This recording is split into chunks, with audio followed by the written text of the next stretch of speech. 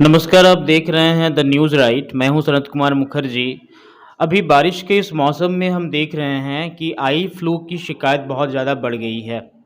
बहुत सारे पेशेंट्स को ये शिकायत है कि उनके जो आईज़ हैं वो रेड हो जा रहे हैं और उनमें उनको काफ़ी अनईज़ीनेस फ़ील हो रही है।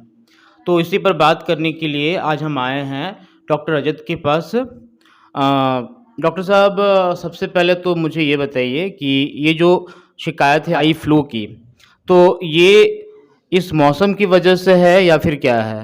What's the reason behind this?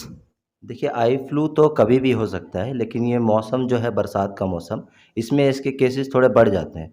उसका कारण है कि ह्यूमिडिटी जो है, ह्यूमिडिटी में वायरस ज़्यादा फैलता है। और हम लोग क्या करते हैं इस मौसम में, हम लोग अपनी आँख को भी ज़्यादा छूते हैं क्योंकि पसीना आता है ह्यूमिडिटी के कारण।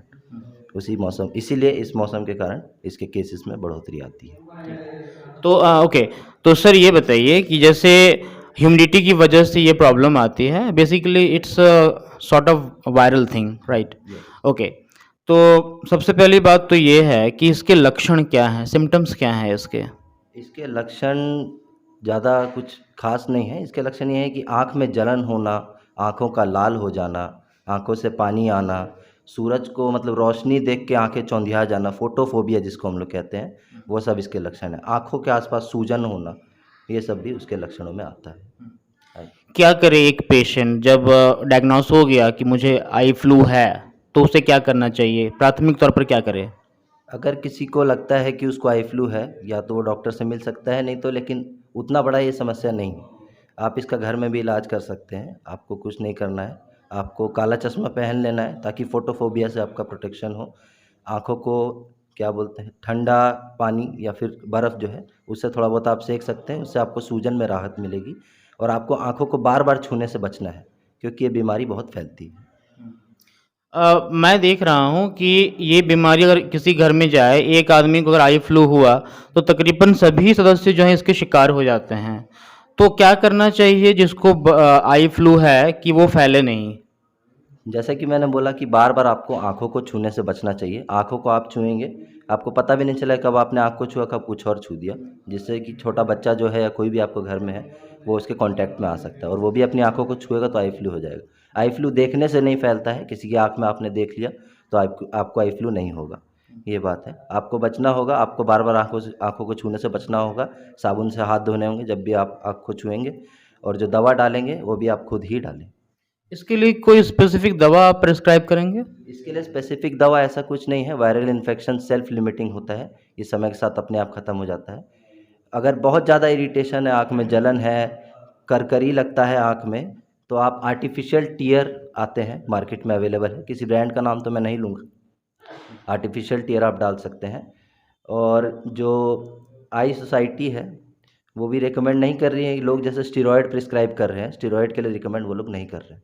आप सिर्फ आर्टिफिशियल टीयर डालिए, या मैक्स टू मैक्स हो सके तो आप कोई एंटी हिस्टामिन ड्रॉप ले सकते हैं। अच्छा, यानी कि यह बीमारी कोई बहुत खतरनाक बीमारी नहीं है। सवाल आता है कि मोड ऑफ ट्रांसमिशन क्या है?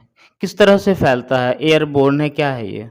मोड ऑफ ट्रांसमिशन इसका एयरबोर्न नहीं है, फिजिकल कांटेक्ट से फैलता है। अगर आपने आँख को टच किया, तो आपने किसी और, फिर उसके बाद किसी और को टच किया, तो उससे ये फैल सकता है। एयरबोर्न ट्रांसमिशन इसका नहीं है।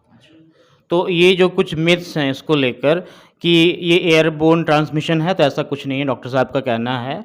इसके अलावा जो है आप सेल्फ ट्रीटमेंट इसको कहिए, या यूँ कहिए कि थोड़ा-सा आप अगर प्रिकॉशन लेते हैं तो ये चीज़ जो है अपने आप ठीक हो सकती है और कोई ख़ास दवा लेने की आवश्यकता नहीं है।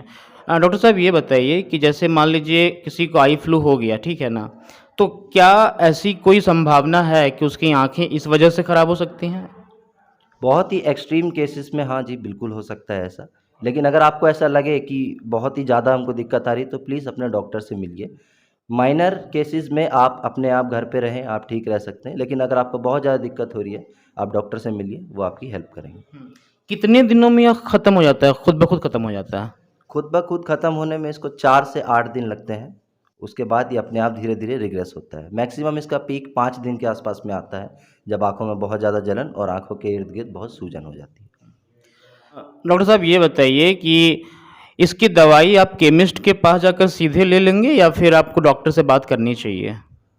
मेरा मानना है कि आपको डॉक्टर से मिलना चाहिए, क्योंकि सही दवा डॉक्टर जानते हैं कि आपको क्या दवा देना है, और उससे भी पहले आपको दवा की ज़रूरत है भी या नहीं, सबसे बड़ी बात ये है। तो आप इसीलिए कोई भी दवाई खरीद के ना आँख में डालें। बैक्टीरियल इन्फेक्शन के लिए दवाई लोग एंटीबायोटिक प्रिस्क्राइब कर रहे हैं, जबकि ये वायरल इन्फेक्शन है, कोई काम करेगा नहीं। सो मेरी राय यही है कि आप खुद से दवाई ना लें, डॉक्टर से जाके मिलें अगर आपको बहुत तकलीफ़ है तो। तो ये डॉक्टर साहब का कहना था कि आप बिना डॉक्टर के परामर्श के अपनी मन मर्ज़ी के हिसाब से दवा ना लें, और चूँकि ये वायरल इन्फेक्शन है तो जो एंटीबायोटिक दवाइयाँ आती है उनका कोई रोल नहीं है इसमें basically. Thank you very much sir हमसे बात करने के लिए। और ये मैं कहना चाहूँगा कि अगर आपको आई फ्लू होता है तो आप सतर्क रहें, और सबसे महत्वपूर्ण बात यह है कि परिवार के या अपने आस पड़ोस के किसी व्यक्ति को ना हो जाए आपसे संक्रमण, इसका आप विशेष ध्यान रखें। और जैसा कि डॉक्टर साहब ने बताया कि हमें अपनी आँखों को बेवजह छूना नहीं चाहिए, और अगर आपको छूना ही पड़े तो आप अपने हाथ साबुन से अच्छी तरह धो लें, जिससे कि यह संक्रमण और किसी के पास ना जाए। तो आप देखते रहिए द न्यूज़ राइट।